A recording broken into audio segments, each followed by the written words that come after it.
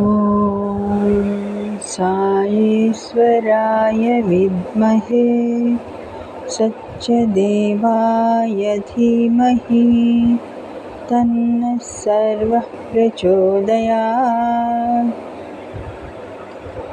ఓం భగవాన్ శ్రీ సత్యసాయి సచ్చరిత్ర తపోవనము 17వ అధ్యాయము. మానవ సేవయే మాధవ సేవ. సాయపడేవాడే సాయికి ఇష్టడు. స్వామి 60వ జన్మదినోత్సవాలు ఘనంగా చేయాలని ఉవ్వెళ్ళూరుతున్న అసంఖ్యాకమైన భక్తులను ఉద్దేశించి స్వామి ఈ విధంగా ప్రబోధించారు. ఆకలితో అల్లాడేవానికి ఆధ్యాత్మికాన్ని చెవిలో పోస్తే అది అతనికి చేరదు. మొట్టమొదట అతనికి ఆకలి తీర్చి అన్నమే అతనికి పరమాత్ముడు. అన్నస్వరూపుడైన పరమాత్ముడిని అతనికి అందించండి. బాధలతో ఉన్నవానికి శాంతి అనే పరమాత్ముడిని అందించండి. ఈ విధంగా ఎవరు ఏ బాధను అనుభవిస్తుంటారో ఆ బాధ నివారణ రూపంలో పరమాత్ముడిని అతనికి అందించినప్పుడే అతనికి ఆధ్యాత్మికత కొంతవరకు హృదయంలో చేరవచ్చు. కానీ దానికి భిన్నంగా ప్రవర్తిస్తే ఆధ్యాత్మికతకు బదులు నాస్తికత్వమే బయలుదేరుతుంది. నా 60వ పుట్టినరోజు పండుగ జరిపే ముందు 6000 కుగ్రామములనైనా మీరు దత్తత తీసుకుని వానిని ఆదర్శ గ్రామములుగా తయారు చేయండి. జప తప యజ్ఞ యాగాదుల వల్ల కలిగే ఫలితమంతా ఒక్క దైవ ప్రేమ వల్లనే కలుగుతుంది. ఆ దైవ ప్రేమ సాధించటానికి సేవను మించినది లేదు.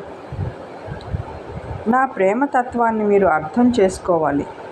సాయి ఏమి చేసినా, ఏమి తలచినా, ఏమి చెప్పినా, ఏమి చూసినా మీ నిమిత్తమే కానీ సాయి నిమిత్తము కాదు. మీ ఆనందమే నా ఆనందము.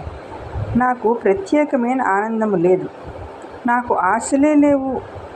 మీరు అనుకోవచ్చును, స్వామి ఇది చేస్తున్నాడు, అది చేస్తున్నాడు అని.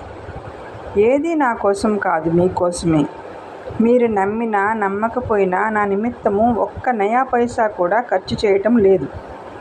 ఏది చేసినప్పటికీ సమాజం కోసమే. ఇప్పటి వరకు నేను ఒక్క నయా పైసనైనా ఖర్చు పెట్టి ఒక్క చొక్కా కూడా కుట్టించుకోలేదు. భక్తులిచ్చినవే ధరిస్తున్నాను. ఈనాడు ఈ వస్త్రము విద్యార్థి రాధాకృష్ణ ఇవ్వగా వేసుకున్నాను. ఈనాటి వరకు నాకు ఇది కావాలి అనే సంకల్పము నాలో ఈనాడే కాదు, ఏనాడు కూడా రాలేదు, రాదు, రాబోదు. ఏ సంకల్పము వచ్చినా జగత్ కళ్యాణం కోసమే. ఈ విషయమును మీరు గుర్తించి మీ కార్యక్రమాలలో ఉత్సాహాన్ని పెంచుకొని లోకసేవ నిమిత్తమే మీరు కంకణము కట్టుకోవాలి. ముఖ్యంగా మీరు స్వామి కార్యక్రమాలను పట్టణములలో కాకుండా పల్లెలలో చేయండి. మీ కార్యక్రమాలలో ఖర్చును తగ్గించుకొని పల్లెల వారికి అనుకూలములు అందించడానికి ఖర్చు పెట్టండి.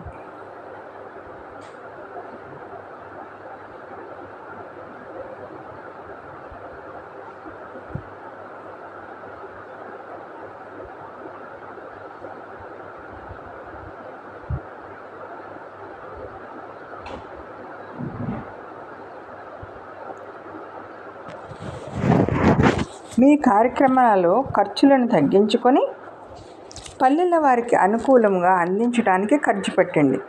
ప్రతి పల్లెకు కూడా ఈ విధమైన అనుకూలము చేసినప్పుడు అందరికీ భారతీయ తత్వాన్ని, భారతీయ సంస్కృతిని అందించడానికి అవకాశం ఏర్పడుతుంది. దివ్యాత్మ స్వరూపులారా, మీ కంటికి కనిపించకపోవచ్చును, కానీ నాకన్ని దృశ్యములుగా కనిపిస్తున్నాయి. స్వామి తత్వమును ఈనాడు గుర్తించుకోలేని వ్యక్తులు మున్ముందు కన్నీళ్లతో స్వామితత్వమును అనుభవించవలసి వస్తుంది. స్వామితత్వము అతి శీఘ్రములోనే జగద్వ్యాప్తి అవుతుంది. ఇంతవరకు స్వామి దానిని గట్టిగా అరికట్టుకొని ఉన్నాడు. కానీ ఒక్క తూరి ఇది విజృంభించినప్పుడు జగత్తంతా ప్రశాంతి నిలయంగా రూపొందుతుంది. కనుక మీరు స్వామి తత్వాన్ని చక్కగా గుర్తించి స్వామి ఆశయాలను ఆచరణలో పెట్టడానికి ముందుకు రండి. ఇటువంటి అవకాశములు మున్ముందు మీకు లభించవు. ఇంత సమీపంగా ఉండడానికి మీకు వీలు కాదు. కోట్లాది ప్రజలు ఇక్కడికి వచ్చి వాలుతారు. ఆ రోజులు త్వరలోనే వస్తున్నాయి. కనుక ఈనాటి నుండి స్వామి కరుణకు, స్వామి ప్రేమకు పాత్రులై సరి అయిన సేవా కార్యాలలో జీవితాన్ని సార్థకం చేసుకోనండి. బాబా దివ్యవాక్కులు లక్షలాది భక్తజనుల హృదయాలను క్షాళన చేస్తున్నాయి. ఫలితంగా ఎందరో ఆధ్యాత్మిక సామ్రాజ్యంలోకి ప్రవేశించి తమ జీవితాలను సార్థకం చేసుకుంటున్నారు. నీవు 1 అడుగు వేస్తే నేను నీ కోసం 100 అడుగులు వేస్తాను. బోస్నియా ప్రాంతంపై రష్యన్ ప్రభుత్వపు మిలిటరీ జవానులు దాడి చేసిన కారణంగా ఆ దేశంలో ఎందరో పౌరులు శరణార్థులుగా వలస వెళ్ళారు. వారందరూ యుద్ధ వాతావరణం ఉపశమించే వరకు ప్రత్యేకమైన శిబిరాలలో తలదాచుకున్నారు. ఆ సమయంలో బోస్నియాలోని బాబా భక్తురాలు ఒక ఆమె ఈ శరణార్థులకు ఏదైనా సేవ చేయటం తమ ధర్మమని భావించింది. ఒకనాడు ఒక వ్యాన్లో రొట్టెలు, బిస్కెట్ ప్యాకెట్లు బుట్టల నిండా తీసుకొని చాలా దూరం ప్రయాణం చేసి వెళ్ళి వారందరికీ వాటిని పంచిపెట్టింది. ఆ తర్వాత ఒక్కొక్కరికి ఒక్కొక్క విభూతి పొట్లంతో పాటు స్వామి ఫోటో కూడా అందించింది. వారంతా ఆ రొట్టెలు, బిస్కెట్లు తింటూ ఆ ఫోటోలను చూస్తూ వారి భాషలో ఏదో మాట్లాడుకొని సాగారు. ఆ మాండలిక భాష ఆమెకు తెలియకపోవటం వల్ల వారేమనుకుంటున్నారో ఆమెకు అర్థం కాలేదు. ముఖ్యంగా స్వామి ఫోటో చూసి వారేమని సంభాషిస్తున్నారో ఆమెకు తెలుసుకోవాలనిపించింది. అందుకని ఆమె తన వ్యాన్ డ్రైవర్ని పిలిచి వారి సంభాషణలను తెలుసుకొని రమ్మన్నది. ఆ డ్రైవర్ వారి దగ్గరికి వెళ్ళి వచ్చి, ఈ ఫోటోలో ఉన్న ఆయన రోజు ఇక్కడికి వచ్చి మాకు రొట్టెలు, బిస్కెట్లు ఇచ్చి వెళ్తుంటారు. ఈవేళ ఈయన ఆమెకిచ్చి పంపారన్నమాట అని వారు అనుకుంటున్నట్లుగా చెప్పాడు.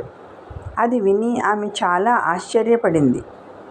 బృందావనంలో 1996 వేసవి శిక్షణా తరగతుల సభలో ఒకనాడు స్వామి ఆజ్ఞపై ఆ బోస్నియా కాంత్ ఉపన్యసిస్తూ స్వామి సమక్షంలో ఈ సన్నివేశాన్ని తెలియచేసి, మనం మంచి పని చేయడానికి 1 అడుగు ముందుకు వేస్తే స్వామి మనకంటే ముందే ఉంటారు అని చెప్పింది. హనుమ విభీషణుల సంభాషణము. మర్కటములుగా పుట్టి భగవంతుని సేవకులుగా సేవ చేసి భవసాగరాన్ని తరించి సాక్షాత్కార సౌభాగ్యాలను పొందిన వారు వానరులు. నరులు వానరుల కన్నా తక్కువ వారు కారే. మరి నరులెందుకు భగవదారాధనలో, భగవత్ చింతనలో జీవితమును గడపరు? కేవలము భగవన్నామాన్ని స్మరించినంత మాత్రాన చాలదు, భగవత్ కర్మలలో ప్రవేశించాలి. హనుమంతునికి విభీషణునకు స్నేహం ఏర్పడింది. ఒకనాడు విభీషణుడు చాలా బాధపడుతూ హనుమంతుని చేరి, హనుమంత, ఎంత అదృష్టవంతుడివోయి,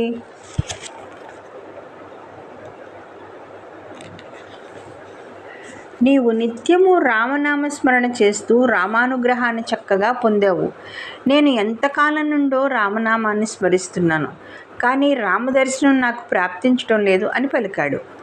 ఈ మాటలు వినగానే హనుమంతుడు, విభీషణ, నీవు రామనామాన్ని స్మరిస్తున్నావే కానీ రామకార్యంలో ఏమైనా పాల్గొంటున్నావా?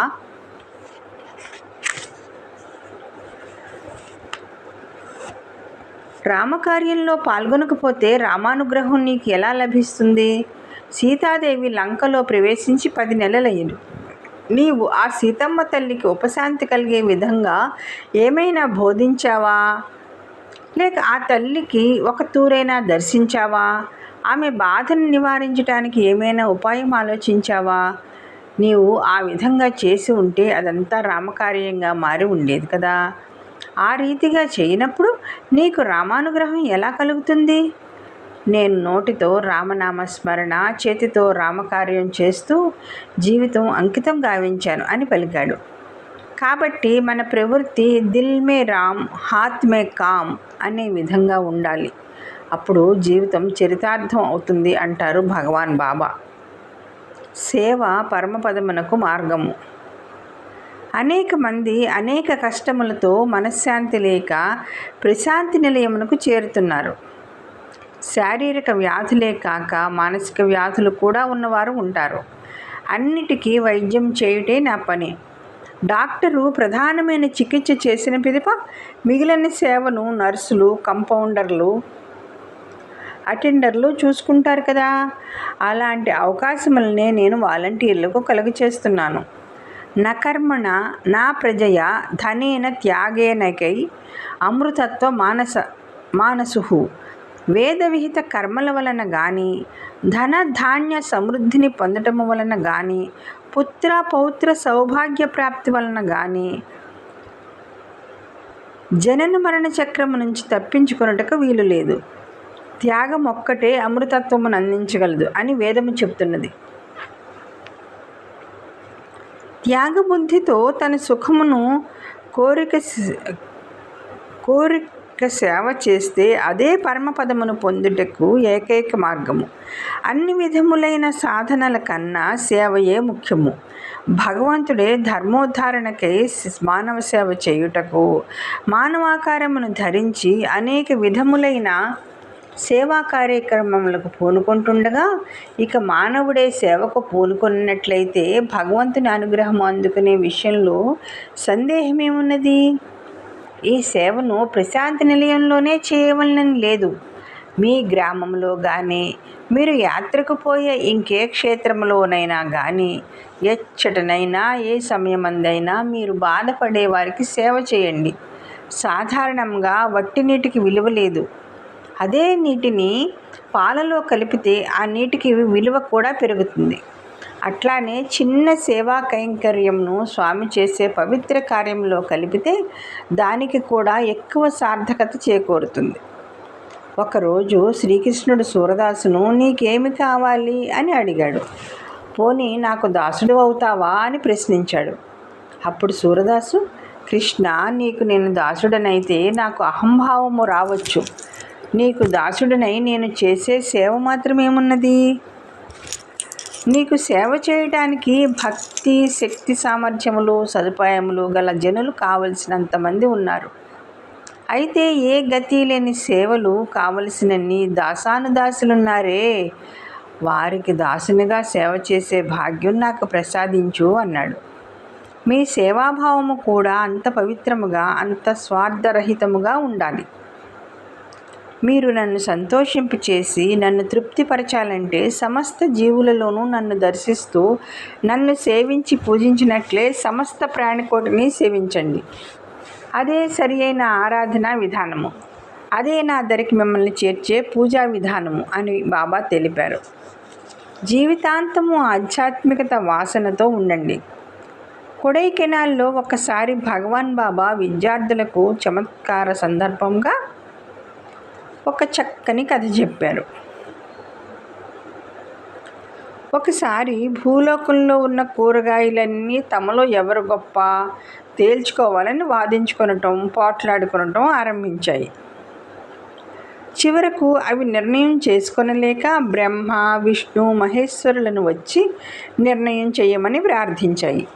సరే, వాటి ప్రార్థనను ఆలకించి ముగ్గురు భూమి మీదకి వచ్చారు. కూరగాయలన్నింటినీ పరీక్షించారు. చివరకు ఒక దానిని అన్నిటికంటే ఉత్తమమైన దానిగా నిర్ణయం చేశారు. అదే ఉల్లిపాయ. మిగిలిన కూరగాయలన్నీ ఆశ్చర్యపోయాయి. తమకందరికీ ఎన్నో మంచి గుణాలుండగా వారు ఉల్లిపాయను ఎలా ఉత్తమంగా నిర్ణయించారా అనుకున్నాయి. అప్పుడు బ్రహ్మ, విష్ణు, మహేశ్వరులు చెప్పారు, మీకందరికీ చాలా మంచి గుణాలు ఉన్నప్పటికీ ఉల్లిపాయకు మీకంటే ఒక గుణం అధికంగా ఉంది. తమ జీవితాంతము ఒకే వాసనను కలిగి ఉండడం అనేది ఆ గుణం. అందుకని ఉల్లిపాయను ఉత్తమంగా నిర్ణయించాము. ఉల్లిపాయ వలనే మీరు కూడా సుఖాలలోనూ కష్టాలలోనూ భగవంతుని మీద భక్తి అనే గుణాన్ని విడవకుండా ఉండండి అన్నారు. కూరగాయలన్నీ వారు చేసిన నిర్ణయానికి అంగీకరించాయి. బ్రహ్మదేవుడు తన చేతితో గడ్డం సవరించుకుంటూ ఉల్లిపాయతో, నీవు భూమి మీద ఉన్నంతకాలం నా వలనే గడ్డంతో ఉండే విధంగా నిన్ను ఆశీర్వదిస్తున్నాను అన్నారు. జాగ్రత్తగా చూస్తే ఉల్లిపాయకు సన్నని గడ్డ ఉండడం మనకు కనిపిస్తుంది కదా. విష్ణువు ఉల్లిపాయను దీవిస్తూ, నిన్ను నిలువుగా కోస్తే శంఖం కనిపిస్తుంది, అడ్డంగా కోస్తే చక్రం కనిపిస్తుంది. నేను నీకు ఈ వరం ఇస్తున్నాను అన్నాడు. కోసి చూడండి, మీకు కూడా తెలుస్తుంది. శివుడు ఉల్లిపాయతో, నేను నీకు ఒక అభయం ఇస్తున్నాను. ఎవరైనా నీకు అపకారం చేస్తే వాళ్ళ కళ్ళ వెంట నీళ్లు వస్తాయి అన్నాడు. అది అందరికీ అనుభవంలో ఉన్నదే కదా. స్వామి చెప్పిన కథలో భగవంతుని మీద నిశ్చలమైన భక్తి కలవాడే ఉత్తముడు. అతడు సాధు పురుషుడుగా ఉంటాడు. అతనికి భగవంతుని అనుగ్రహ చిహ్నాలు ఏర్పడతాయి. అతనికి ఎవ్వరూ అపకారం చేయలేరని పరమార్థం. ఓం శ్రీ సత్యసాయి పరబ్రహ్మణే నమః. శాంతి శాంతి శాంతి. ఇది 17వ అధ్యాయం. ఓం శ్రీ సాయిరామ్.